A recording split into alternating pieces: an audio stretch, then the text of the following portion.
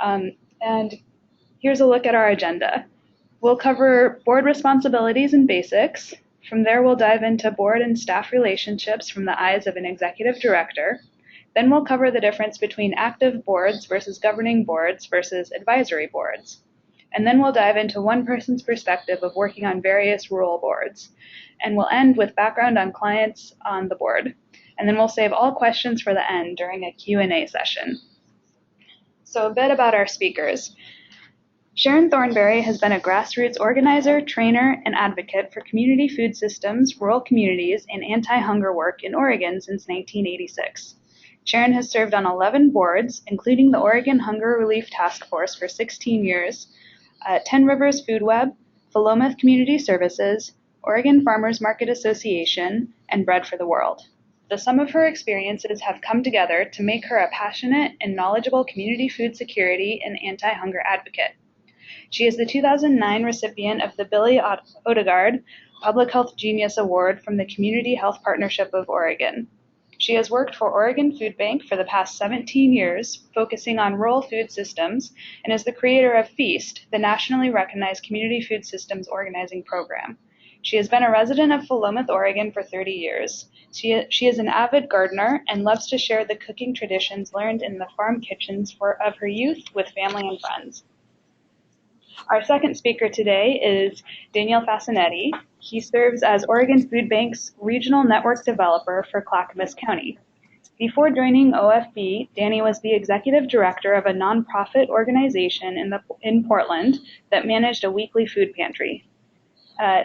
Danny has worked fighting food insecurity for over 11 years and has an MBA in nonprofit management from the University of Portland, Pamplin School of Business. And our third presenter today is Colleen Sanders. Colleen is always looking at the world as an integrated set of systems. She got her start studying wildlife ecology at the University of British Columbia, where she fell in love with the idea of agri-food systems as stewards of environmental well-being, not just for people, but for water and soil conservation, as well as wildlife preservation. From there, she got her master's degree at Washington State University in agricultural food systems, where she studied the path of food from plant management and production through processing and distribution to end consumer use, and how these industries affect the people and places that support them. Colleen currently works for Oregon State Extension Service in Pendleton, coordinating the Master Gardener program, as well as working with small farmers and community food systems in both Umatilla and Morrow counties in Northeast Oregon. And finally, a reminder for everybody on the call to please mute their mics so that we don't get any feedback. Right. And first up, we have Sharon.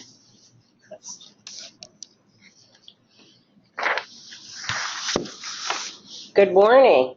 So I'm going to talk about board responsibilities this morning. And this presentation is taken from the Oregon Guide for Nonprofit Board Members.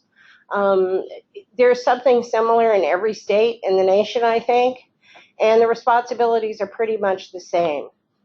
So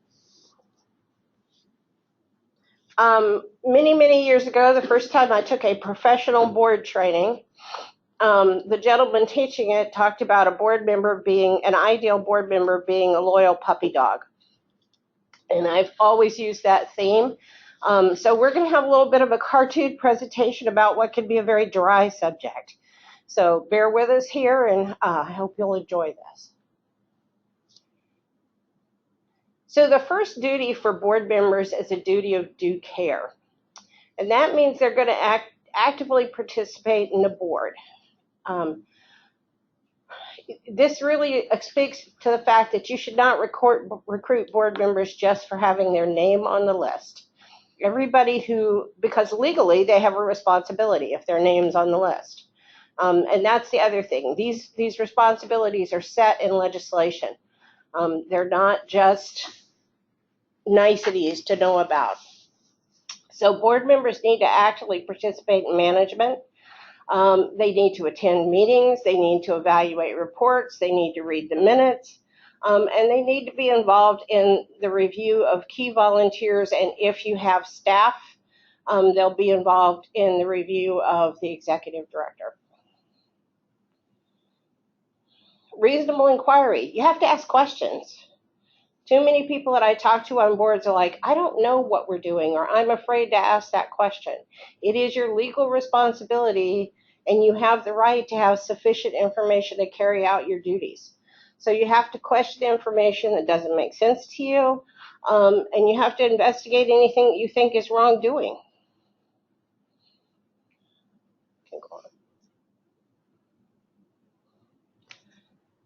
Duty of loyalty. We've talked about that. So you have a duty to be loyal to an organization and to declare conflicts. So you have to disclose conflicts of interest or any business transaction that involves yourself or your family.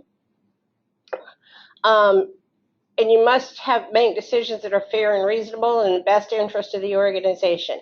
I have actually experienced people over the years who joined boards because they didn't like the organization, they wanted to change it. That's actually in conflict to Oregon law. Loans and corporate opportunities. I'll not borrow money from the organization, which I have seen happen in my many years of board service, or in any way divert a business opportunity for the organization to myself.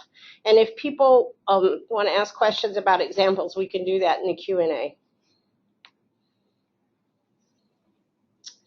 Duty of obedience. So you need to know what the mission of the organization is. It goes back to don't just join a board because. Actually look at the mission. Find out what the procedures are for that organization. Look at the bylaws. Find out how and then operating procedures. So you have to carry out your duties as a board member in accordance with that mission. And you have to comply with the governing documents of the organization. Therefore, you must have copies of them. Federal and state laws. So I'll make sure, you need to make sure that you're following federal and state laws that apply to your organization. They vary. Food banks have a whole set, and then we have food safety rules. Other organizations have other things that apply to them. If you're an environmental organization, you need to know what are the laws that apply to the work that you're doing. And that's true of any nonprofit. There's going to be some federal and state laws that apply to you. Some are just going to be about nonprofits in general. Others are going to be specific to your work. And you have to make sure that all your reports get filed. There are state reports and federal reports that have to be filed yearly, and the board needs to inquire to make sure that those reports are being filed. So there are other duties, documents and records. I just talked about the reports, but you need to make sure that your corporate documents, you know where they are, that they're reviewed annually, that the bylaws are reviewed annually, and that they reflect the current mission of the organization and the operating procedures of the organization. You have to have things documented in order for them to be legal. And you need to make sure that your bylaws are generic enough, specific enough to be a good guideline, but generic enough not to trap you into doing something incorrectly.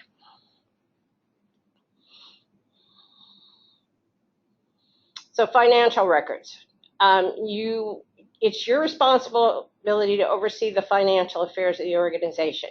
If you belong to an organization that has a full staff, then you just need to know that there's someone appointed, that your executive director has hired a competent person to oversee finances. But you also need to know what the accounting system is, and you need to be presented the annual budget and financial reports and audits. I recently talked to a board chair who had no idea what bank they banked with, or had not seen a financial report in years. It was rather alarming. So those are the kinds of things that you need to see. It doesn't matter what type of board you're on, if you're a working board or if you're a governance type board. You need to know what the finances of your organization are because you're legally responsible for them. Safeguarding assets. So this goes into resources, organizations' resources and investments. And there are surprisingly some rather small nonprofits that also have investments. And you're responsible to make sure that those are prudent investments that are actually going to have a return on them. All resources need to be used wisely and not wasted. And those are things that you need to be careful of. Donor restrictions. So we all have donors who give us money and say, I want it used for this or I want it used for that. You have to make sure that your organization has actually set in place procedures to observe those donor restrictions.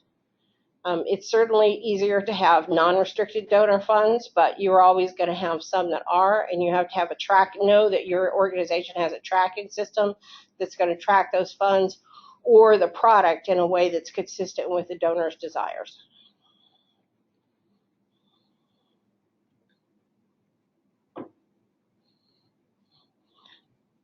Responsible solicitation and fundraising.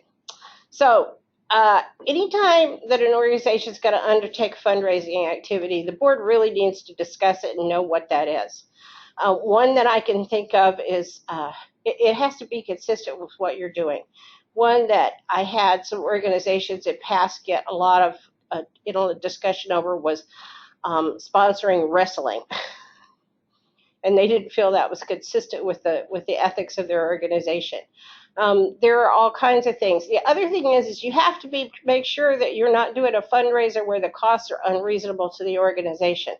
And you can get tied into a fundraiser because you've traditionally done it and then find out that you really aren't making any money off of it. You might actually be losing money. And so it's really important that you're reasonable. You check those things out and look at it from time to time, not just get caught up in the tradition of doing a certain fundraiser.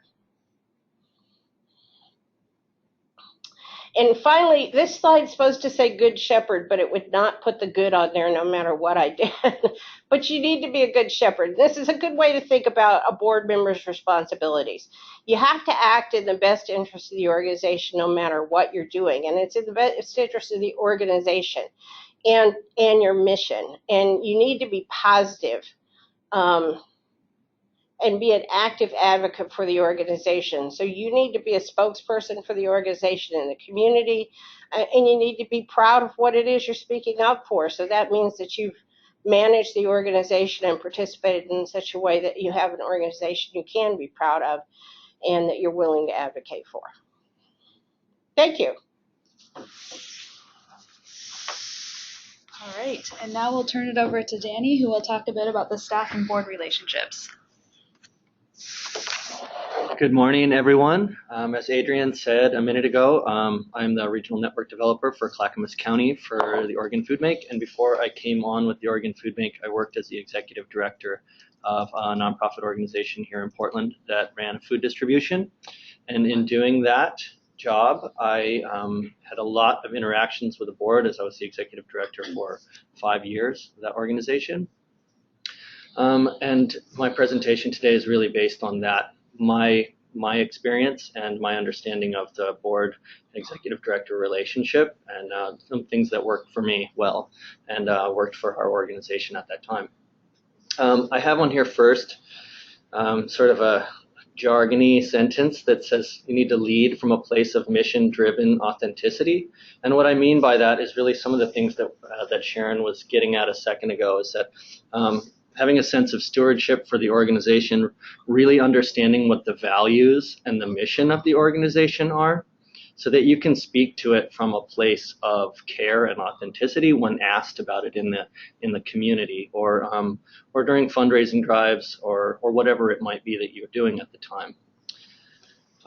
As an executive director, I thought of the board as an opportunity to surround myself with people who had skills that I didn't. So people to help me get things done and people that I could learn from, basically people that were smarter than I was so that I could learn from them. So I thought about it as building a dream team and surrounding myself with the people that had the expertise necessary to achieve the goals of the organization.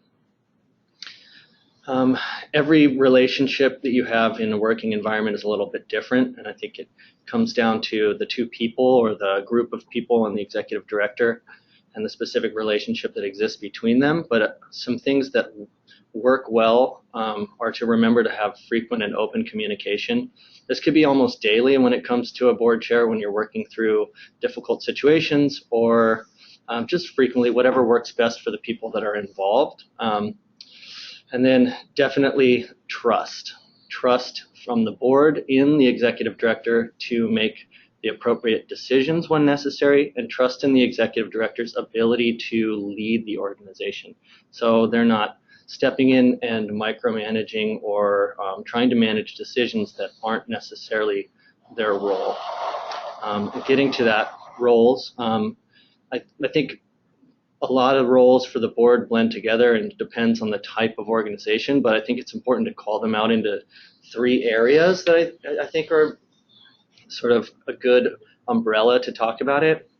As Sharon mentioned a minute ago, fiduciary or financial responsibility, making sure you understand where the organization is at financially, that the organization has ample funding and a plan to get the amount of funding that they need to move towards the goals that they have and to move through the strategic plan, which brings me to the strategic role, which is that the board really should be helping to set the strategy for the organization, finding a way, given the constraints and the opportunities that the organization has, to move it towards achieving its mission. And that includes setting goals and restrictions on the executive director about the types of things that they should be doing in their job and the types of things that are going to move the organization forward. And I think the other one is a creative role, which is probably the most fun, where you're looking at what opportunities exist in the community, how to make things better, and how to maybe one example could be a creative way to put a new twist on an old fundraiser that works, and maybe bouncing ideas around in the board meeting for that sort of thing. So on to the next thing.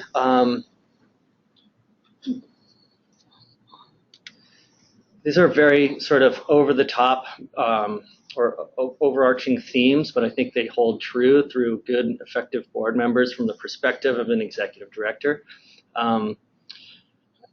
As I mentioned before, each board member really should be able to speak authentically to the mission of the organization. So when they're out in the community, or for example, if the organization is writing a grant, it's not uncommon for the granting organization to call board members to ask about the grant proposal, and the people on the board members should be able to speak to not only that specific project or specific grant, but how that grant relates back to the mission of the organization and the overall strategy of the organization.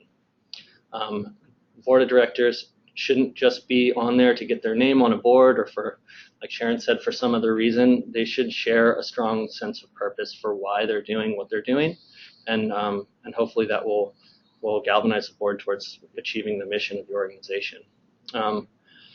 Again, board and executive director agree upon and understand their respective roles, so that understanding that really the board's role is one of organizational governance and of oversight, and that the executive director's role is really to be the leader of the organization. And in many cases, that means leading the board as well.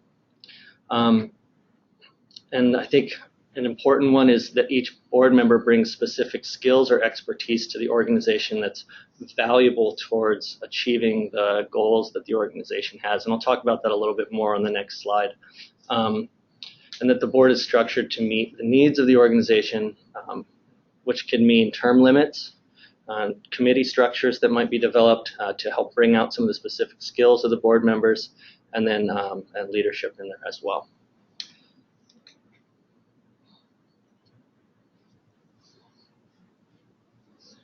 This is a really basic representation of something that a board can do to make sure that it has the right group or mix of skills on their board of directors.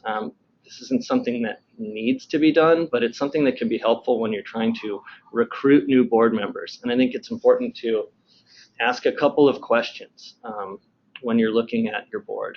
What do we need to accomplish? So what's the mission, but more specifically, what are the strategic goals of the organization within a given time? And who do we need on the board to help us accomplish our goals?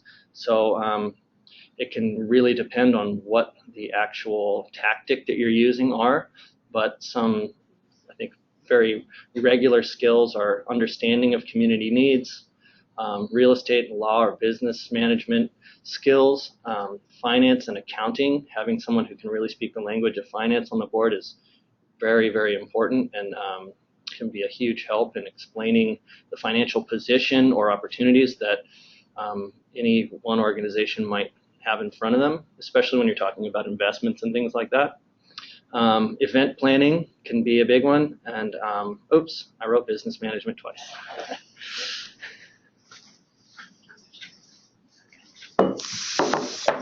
All right, now we're going to transition back to Sharon, who will talk a bit about active boards. So Tracy asked me to talk about active boards and advisory boards. So advisory boards, we'll talk about the advisory boards first. If you, for some reason, your organization decides they want an advisory board on a specific subject, first and foremost, I'm going to say, make sure you know why you want them. That's the first thing I'd say. These are informal boards. They have no legal responsibility. You need to be extremely clear with folks about that. They need to have clear direction and purpose, both from your perspective and their perspective. So what is it you want them to advise you on? How often will they have to get together? So on, that kind of thing. One of the challenges I find, I worked for Community Action for many years, and by law, they're required to have an advisory board. But nobody knew exactly what to do with them often, and it was seen more as a nuisance than as a help. And that's not a good thing with volunteers in the community, especially with something like where you're specifically required to have them in place and you have specific responsibilities they're supposed to carry out or weigh in on. So these advisory boards need to be staffed, and you have to take them seriously because they are volunteers and they need to be treated with that respect. Working boards. So when I'm talking about a working board, I'm really thinking about usually small organizations with little or no staff. Group of folks have gotten together to carry out a mission, something they think is really important, or to start a new organization. And they have to do the work of the organization as well as being the governance for the organization. So they're doing both things. They're doing governance and they're doing operational tasks. They may or may not have other volunteers involved. I've always found with these sorts of boards that it's better if you do have other volunteers involved that are carrying out the major operational tasks. And board members, if they're doing them, need to understand that it's distinctly two separate things, that their governance on the organization is different and distinctly separate from the operational tasks they're carrying out. The best work, like I said, is accomplished when non-board volunteers are responsible for the major tasks. It's very difficult to evaluate another board member if their performance is not up to snuff, and it can become a very contentious issue within the board and can cause a lot of conflict. It's important when you're doing that to remember that you're all volunteers, but still, in order to carry out your mission and your duty as a board member, if things aren't going right with another board member, you have to deal with that. The other thing I'd say is that sometimes these boards have a very difficult time transitioning to a paid staff organization. They get big enough, they get that first grant, whatever it is, they can hire somebody, and then they don't, or multiple people, and they think that they're going to manage the entire staff. And they have to remember that the only person that works for them is the executive director, or they're, as you get larger, it may be two people on the leadership team, but that reports directly to the board. But those are the only people. So these boards cannot later on become involved in managing all of the staff, which can be a problem.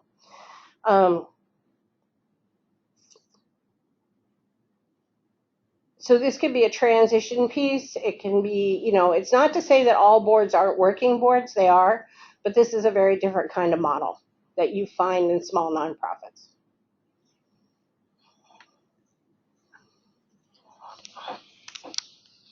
All right, thank you, Sharon. And now we're going to switch over to Colleen, who's going to tell us a bit about Rural Board. Thank you so much, and thank you to Oregon Food Bank for the chance to participate in this webinar.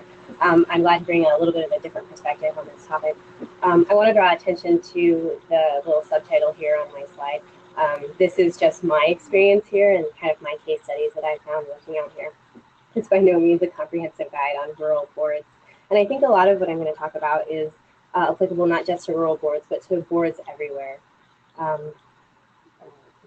Next slide. As one of my favorite collaborators always says, we come to things with a bias. And so I wanted to give you a bit of background on my bias and the case studies that I'm going to talk about. I worked for Oregon State Extension for about a year and a half now, coordinating the Master Gardener program for Umatilla County. I also recently finished my master's in agricultural food systems from Washington State, and I've been working a bit with small farmers in the area in Morrow County and Umatilla County. I've had a number of experiences with volunteer boards in different capacities, as a member, as a board chair, as paid staff of a volunteer board, and as a partner program.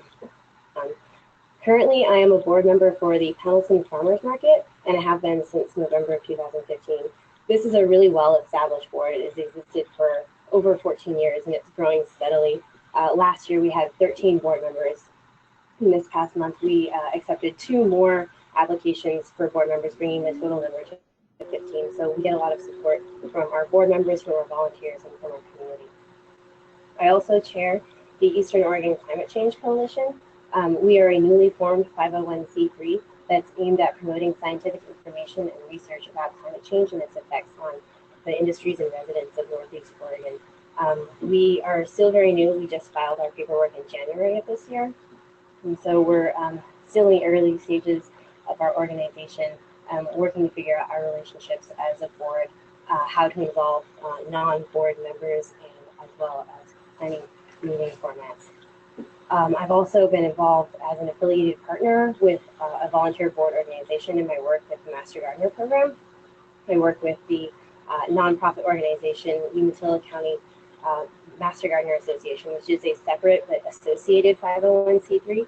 And so working with this board has been really interesting in navigating kind of the legal and operational differences and details in terms of how these 2 partnerships work together.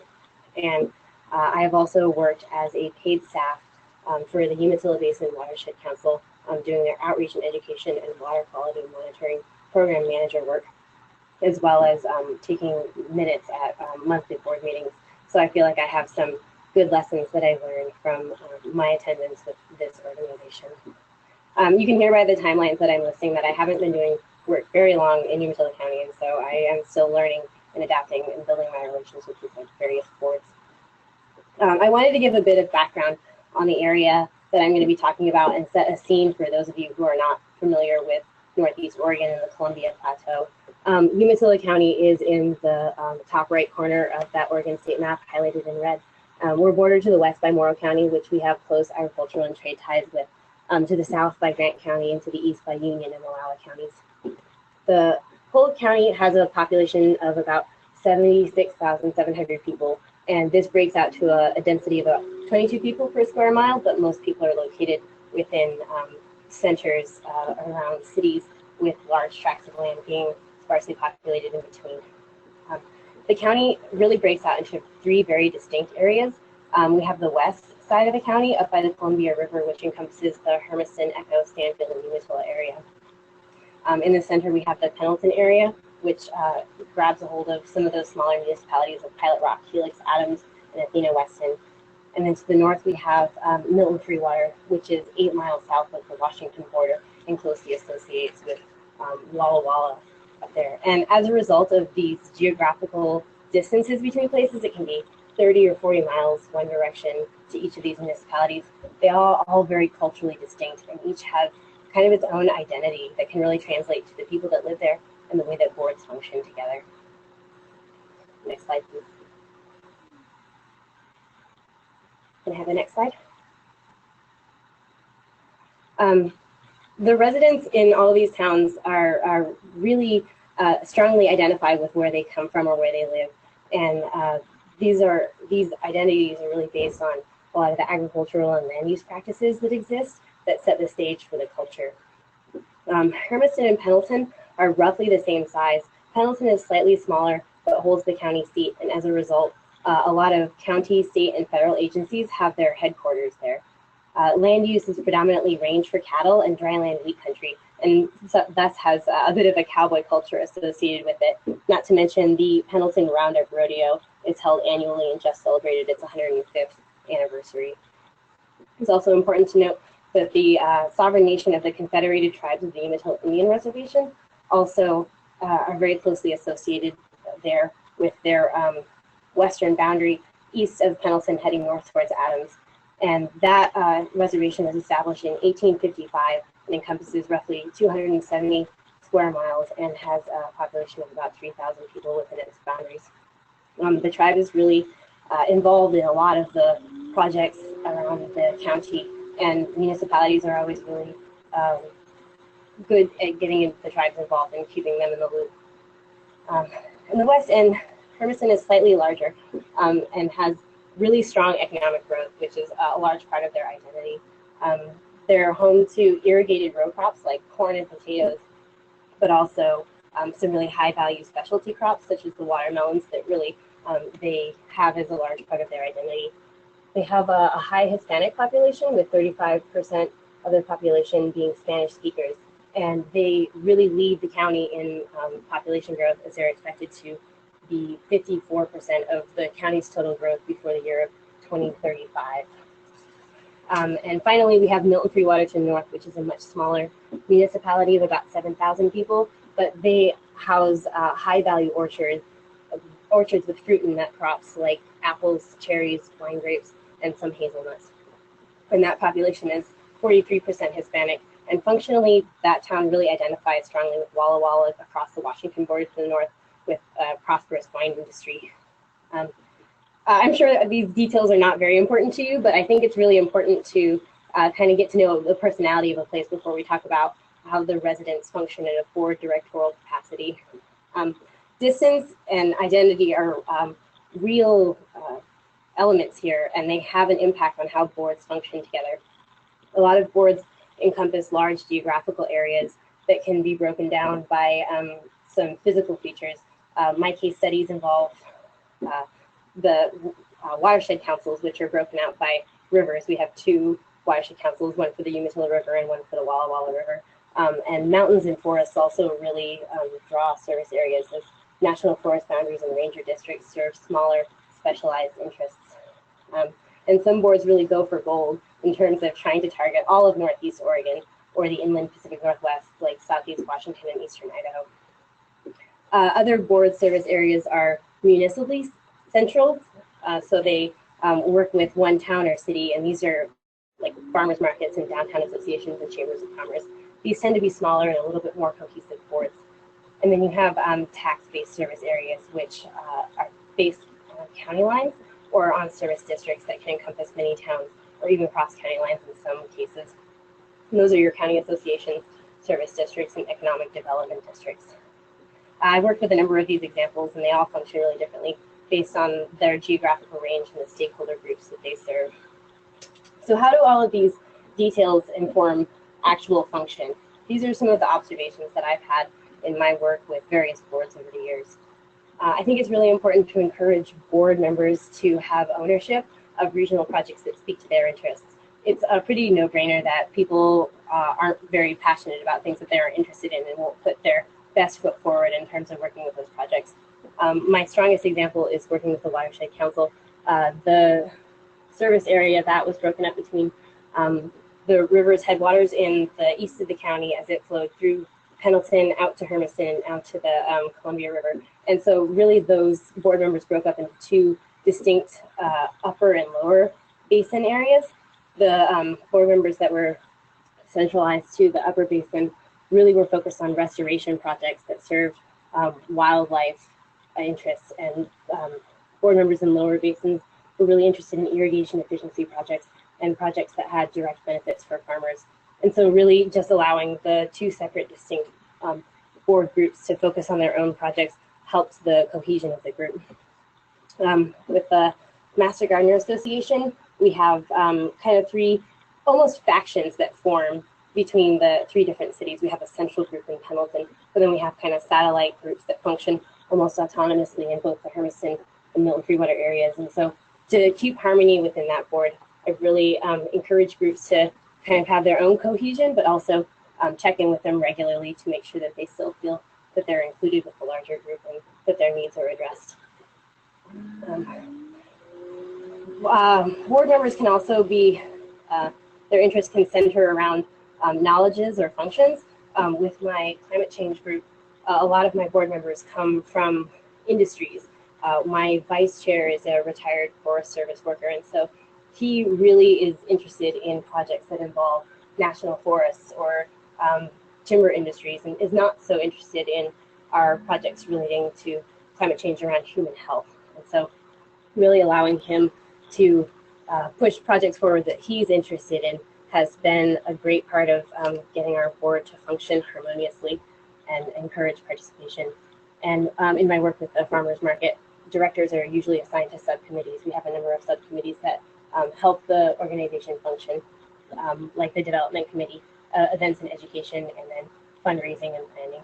So allowing people to choose their own specific interests has really helped.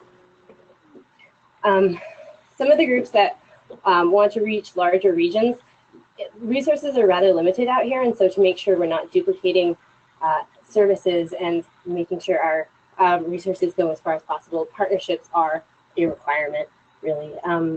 Our EOC3 group was previously very Umatilla County centric, and as we filed for nonprofit formation, we made a conscious decision to expand our focus to all of Northeast Oregon and include some Washington and Idaho interests in that. And so we've needed to create partnerships with groups in those areas to really build our network. That goes for the farmers market as well. A lot of the fresh food that our vendors bring to the Pendleton Farmers Market is actually grown in the Hermiston and Milton Freewater areas. And so our ties with those smaller markets and vendors is really essential to the function of our group. For groups that serve large geographical areas, it's been really important to rotate meeting locations to keep those dispersed members active. With the Watershed Council, I thought had a really good model. They held their monthly board meetings would alternate between the Pendleton and Hermiston areas. In the wintertime, our weather conditions get kind of hairy, and so people won't want to travel long distances to get to a board meeting, and so it was a really good model to have the meetings rotate around to get all of the board members involved. And this is the same for the Umatilla Master Gardener Association. The annual class that's held is rotated between the three cities. This year it was in Pendleton, last year it was in Milton Freewater, and next year it will be in Hermiston. And that's a conscious decision to try and increase membership and interest in all three of those cities. So some of the other random things that I've taken away from this are that really history lives on here. Family names have an influence in relationships. And a lot of the people that I work with have past experiences that really help them form strong opinions on their relationships with state and federal agencies. And the tribe out here, there is still a bit of a cultural gap that exists. Distrust has been sown really on both sides and maintained passively over the years. And so this means that there's a bit of a minefield in terms of working with people. And so navigating that means making sure to go into new partnerships by consulting all of your stakeholders and all of your board members, and really just getting a feel for who will work well with others and really trying to encourage that harmony in your group. Another important consideration, board member participation will often fluctuate based on seasonal occurrences. Hunting and fishing season is a reality here. You'll have board members really just drop off the map during elk hunting season or during steelhead fishing season. And so it's really important to get to know your board members and know when those predicted schedule conflicts will occur. especially if you have people who are still actively in the industry. Agriculture has the seeding and harvest seasons that really farmers will disappear for months at a time, as well as forest management. Wildfire season really demands a lot of time. And then calving season for a lot of those range managers. You have a hard time reaching your board members who are involved in those organizations.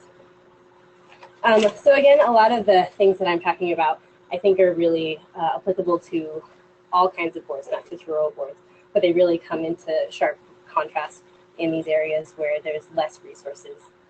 My main takeaways are trust is built very slowly with many repeated interactions and kept promises. It's really important to come into your partnership with a realistic understanding of what you bring to it and to be sure to fulfill all of your commitments in a timely fashion to really build that trust. And that trust building takes years.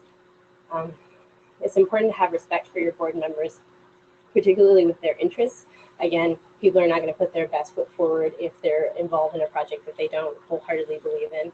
And it's also important to respect the experiences of your board members and the expertise that they bring, but also their past interactions and how these might influence their relationships with other board members and other organizations.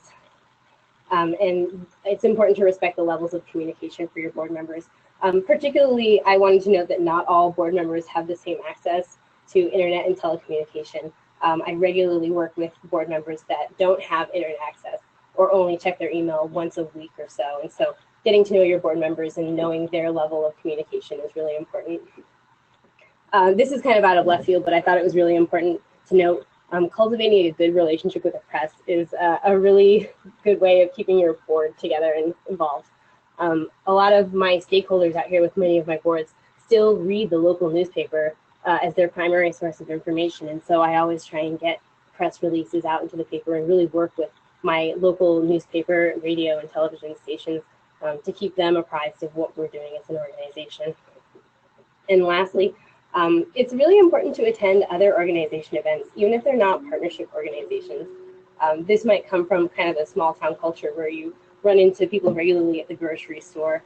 But actually a lot of business gets done kind of at the local haunts and social functions. And so it is important to kind of strengthen that network by investing your time in other people's events so that they are more likely to invest time in you and attend your events. And so it really just builds that partnership. So you have to kind of think outside of your box a little bit. I will be around for questions. I just wanted to put up some of the contacts of the organizations that I talked about. And I just wanted to note our EOC3 website, we have it up, but we're still kind of tinkering with it. So it looks really good, but some of the links are not quite up to snuff. So be kind with us. Thank you so much for listening to me. All right, thank you, Colleen, for sharing your experiences working with boards. Before we open it up to the Q&A, we'll turn it back to Danny, who will speak a little bit about having clients on boards. Thanks, Colleen. That was fascinating. Just to pivot back really quick and talk a little bit about having clients on your board of directors. This is something that is depends really on the needs of your organization and of your board about whether or not you want to take the step to have people who you've served or who have been served by your programs and to have them serve on your board of directors. There are really a lot of benefits to doing this, and it depends on your specific bylaws about how quickly you can do this or when you bring on new board members. So those are all considerations to take into account as well. I think maybe the most important reason is that you get a client viewpoint during your strategic planning phase. You get client viewpoints on programs and how the programs will affect the clients that you're intending to serve. And you get a different paradigm when you're looking into creative problem solving. So it's not just assuming what's going to happen to the end user when you make any sort of business decision, but actually having someone who's lived that experience in the room can be incredibly valuable. I think another thing to call out is that it can, depending on the context, provide cultural competency for your organization. Having a client on the board is by no means the only way to achieve this, But if your organization is serving a large population of, or any population of people, and the board of directors does not reflect the culture of those people, that's something to take into consideration. Are you capable of serving them in a way that's culturally competent without having someone with that viewpoint and with that lived experience in the decision-making process? It was something that I found to be incredibly useful when serving different populations with different programs, is to have people on our board of directors that reflect those cultures. So again, clients can bring specific skills and experience that may be lacking, and I think it's important to think of a client on your board the same way you bring on any other board member. Do they have something? Do they have some skill or some lived experience that you might need to achieve the mission of your organization, and to look at it through that lens?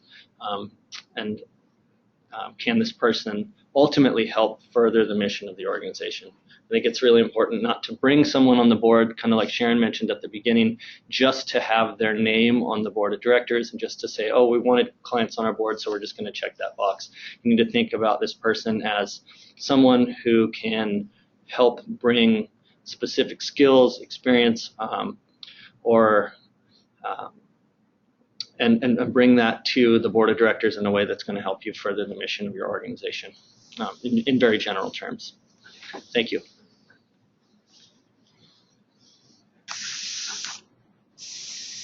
All right, thank you, Danny. So we have a slide right now that's a resource slide for folks who want more information on any of these topics. Please check those out, and we will share the PowerPoint out after the presentation, so you will be able to easily access those resources. So now we have 20 minutes or so for a Q&A session. As I mentioned earlier, feel free to type your questions to us via the chat function. And the first question we have this morning is somebody who would like to know more about the basic structure of a 501c3.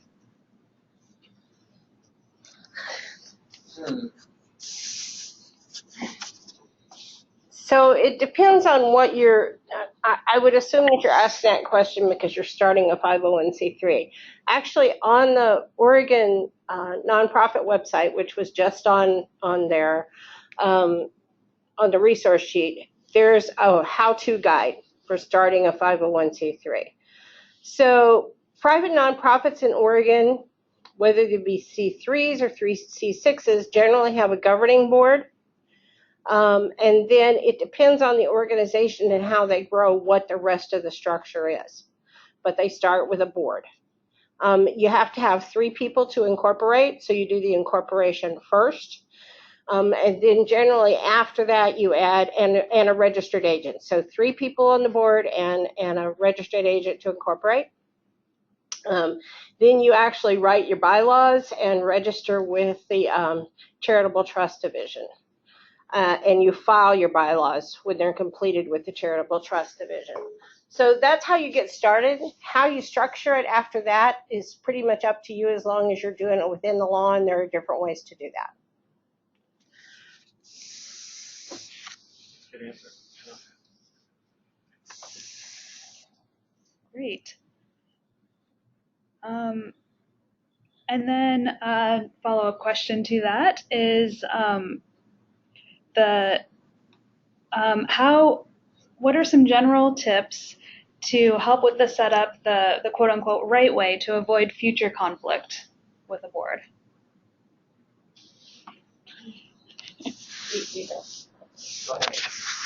So the Oregon Nonprofit Handbook has suggested sets of bylaws. The first thing to start with is to have a really good set of bylaws and to know how you're going to operate. And then to talk about, have clear understanding about what your operating procedures are going to be. If you have a clear understanding of your operating procedures and you document them and pass them on to every board member as they join the board, then you should be in good shape.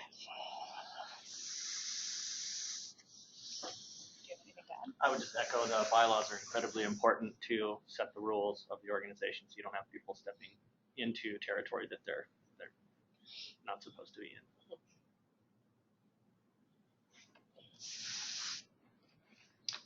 I would also say that having term limits on your board, which not all boards do, is incredibly important, so that people don't get they don't spend too many years on the board of directors, and that you're bringing new people into the organization that have new ideas, and that there's a constant sort of emphasis on refreshing the ideas and perspectives on the board of directors.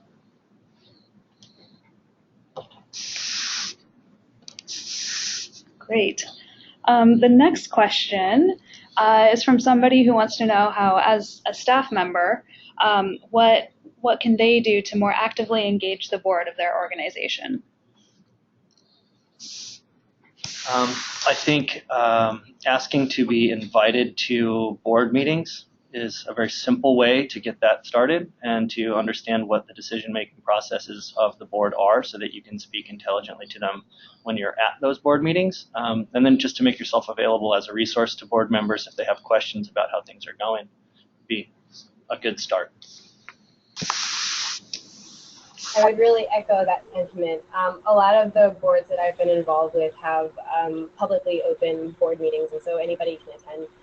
And just if you're interested in being heard by the board, just attend the board meetings. And a lot of times they'll ask for public input, and so this is a really good place to kind of voice your opinions and make it known that you're more interested in having a more active role with the board. The other thing that I would say about that is you need to know, it depends on the size of the organization you're in, how easily you can cultivate, as a staff person, cultivate a relationship with the board. And you need to know what your CEO or executive director's policies are and what your board policies are about interaction between the staff and the board. Because you can easily trip yourself up if you're in an organization where there's truly a hierarchy set up. So you need to be cognizant of that and patient with it. That's just part of the culture of different organizations. Yeah, it's really good that you called that out. That's important. Another question we have coming in is, I'll just read it. I've heard about boards that finally hire staff and then have trouble stepping back. But my experience has been boards hiring a few staff, but they can't afford a full team and not an executive director. And then the board stepping back too much when there's still more day-to-day work than the staff they've hired can handle. How do you keep board members engaged at this intermediate level?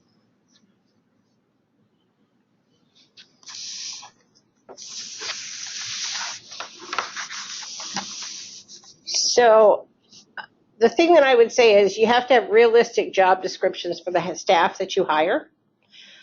And that's one of the tricky places where the entire staff needs to be involved with the board, because you're going to have the board doing part of the work and the staff doing part of the work.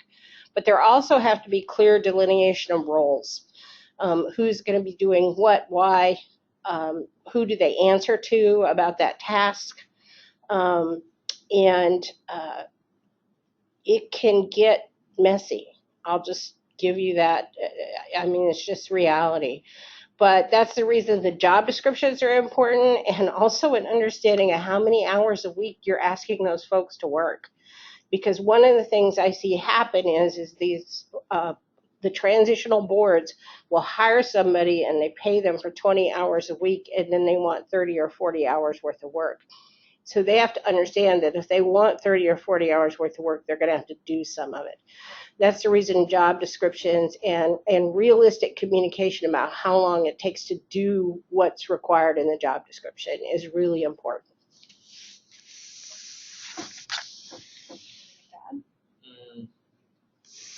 No, I would just echo that it's incredibly important that the staff people know who they're supposed to be answering to, and that you don't have two bosses for every one staff person. That's where things really can get convoluted. I would echo that the time requirements are also something that's really good to pay attention to. And my experience has been, we were a staff of 2 people at the Watershed Council, and so a lot of the times we would follow where the board had their energy. So if board members were interested in taking on a project and doing a lot of the work there, our organization would kind of follow towards that focus and really work with what people wanted to engage their time in to make sure that there was enough involvement and participation to see those projects through. All right, thank you. So our next question is about tips for effective fundraising and how to engage the board in that. Sharon touched on that a little bit earlier about just making sure you're not doing a fundraiser for the sake of tradition of doing the fundraiser, but what other tips do our speakers have for us on that? So even though it's not in the board responsibilities for too many organizations, or for most organizations, the most important thing a board could do is be involved with the fundraising. And that's where it can be clear when you're writing a job description for your board members. And we haven't really covered that, but board members should have a job description, and their role in fundraising should be made clear to them from the beginning. And I find that it falls by the wayside in a lot of organizations, even large ones, that we're not requiring or working with our board members to maximize their contacts. And that's where board members can be incredibly important in fundraising. The kind of fundraising, number one, I serve on the Bread for the World board. The first thing that I do is I write a check every month to the organization. It's the first commitment I make. It's the commitment I'm asked to make. Everybody, that should be true of all board members, that they should be asked to make a personal donation that's comfortable for their income. No matter, it can be $1, but that everybody should be asked to make a financial commitment. And then the second commitment I make is to make connections to other people who might write larger checks, or when we want to do fundraisers of different types, or connecting to churches or other organizations. So fundraising is an incredible part of a board member's responsibilities, because they are, bottom line, responsible for making sure that that organization has enough money to carry out its mission.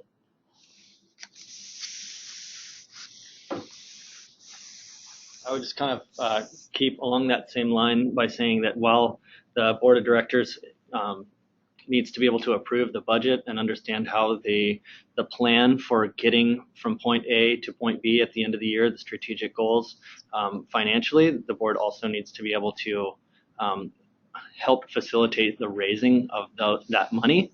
And it's, I would say, up to, in many cases, the executive director to help inspire the board on how they can do that by providing clear job roles and by putting people on the board that have the skills and connections that can achieve those types of goals. So going back to the board matrix that I had up, having people on the board that have specific skills in fundraising or specific skills in event management, whatever it might be that you need to, whatever skills you might need to get the job done. We've been really fortunate with the Pendleton Farmers Market. We have an annual fundraiser that's basically just a big party that we throw to invite and say thank you to all of our vendors and volunteers and community members. And we have one board member who's been spectacularly gung-ho at taking that project on. And so she really has become the driving force behind that fundraiser. And she really enjoys doing event organizing. And so as other board members, we really just try and support her. And when she asks for us to go and make inquiries of local businesses or community members for donations for that, we happily comply, because she really has been a powerhouse in putting that annual fundraiser on every year. Yeah, I would say also that board members a lot of times need to be, I mentioned this before, but need to be inspired or kind of have their kind of be nurtured along in some cases to go out and do things, do the extra thing to raise funds. So if it's baking bread and sitting in the lobby of a company for an hour until you can go and talk to the CEO, getting in there and talking to that person and making the case for why your organization needs funding, or doing those extra things that are somewhat difficult sometimes. Sometimes having a good relationship between the executive director and the board can be something that can push those difficult things along. Thanks. I have a question, and I'm not sure our panelists will be able to answer this, but we'll give it a try. Do you have any information or thoughts about the difference between board member responsibilities of a C3 versus a C6? Can anyone speak to that? Yeah. Yeah. So they're essentially the same. The difference, and I mean, the board member responsibilities we talked about this morning apply whether you're on a for-profit board or a nonprofit board. They're more complex on a for-profit board, and they're a little bit more complex on a C6 board. But it's about the regulations that govern that organization. So you just have to know what the regulations are around a C6. You don't write donation receipts because you're not a nonprofit, you're an association. So you have to understand the rules that govern associations if you're on a C6 board, and whatever sort of association it is. You could be a farmer's market, which is often a C6, or you could be a cooperative kind of organization, which has another set of rules. But the responsibilities are essentially the same. It's just about knowing what governs the type of organization that you are.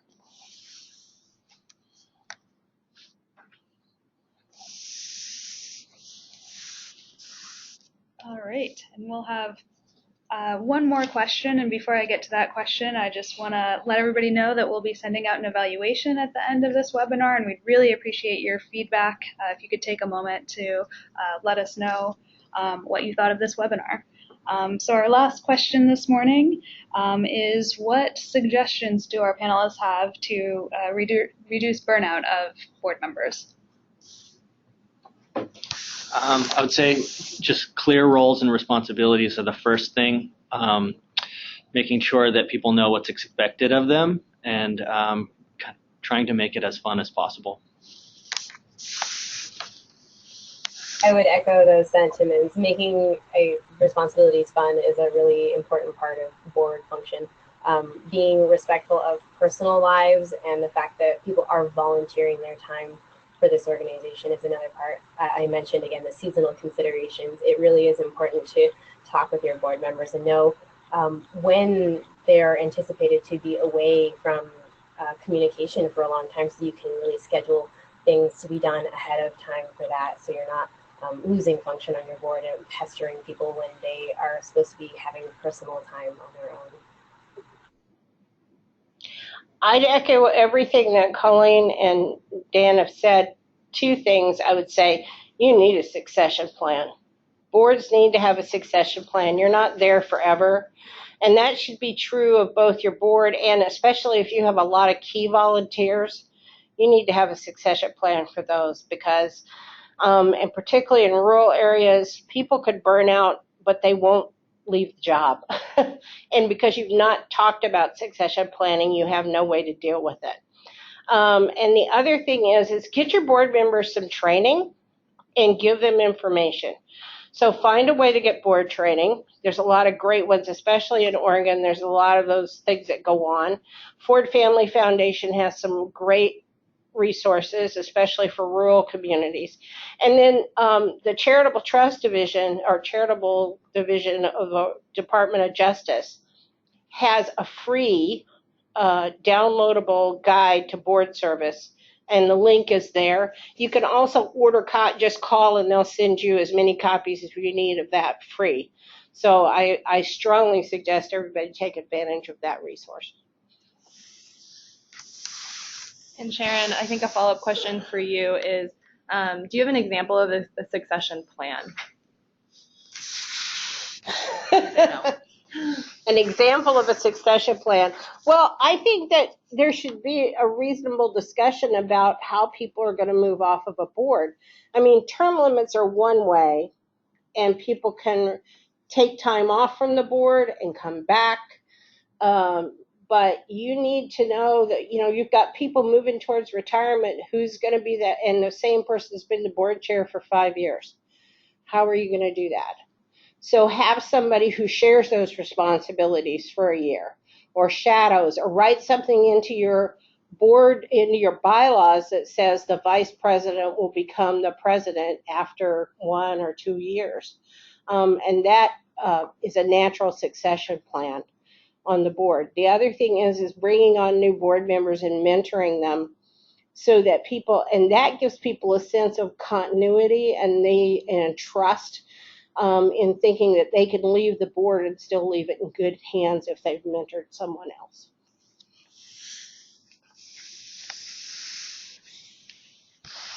Great. All right. Well, that's all the questions we have today. I would like to thank our panelists, Colleen, Sharon, and Danny, for sharing their knowledge about boards with us today.